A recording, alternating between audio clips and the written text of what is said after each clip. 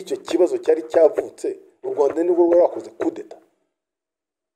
None se ko u Rwanda rwasinye amasezerano mpuzamahanga yo kwakira impunzi, tuvuge yuko n'abantu bakoze kudeta bahungiye mu Rwanda, rufite inshingano zo kubanza kubakira mbere yo gusuzuma n'ibyo baregwa byose.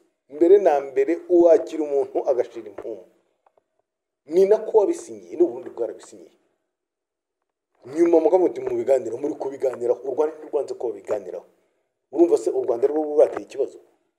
Ubu se ubu turi kuganira tujye mu bushinjacyaha bw'u Rwanda tubaze mandat d'arrêt international bakoze bohereza mu Burundi zirenze 15-16 dusaba yuko abarundi bakekwaho icyaha cya jenoside bagarurwa mu Rwanda. Niba hari principe cyangwa ihame rivuga yuko nta gihugu cyohereza umwene igihugu wacyo ariko bakaburanishwa, nta boherejwe.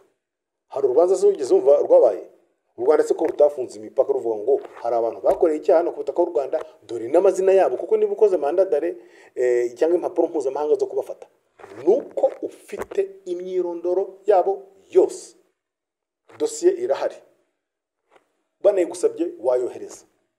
Urazikoze izo manda izo mpapuro zo kubafata 10-15-16 ntibafashwe ngo boherezwe, ibyo ngibyo batanoherejwe byanasobanuka.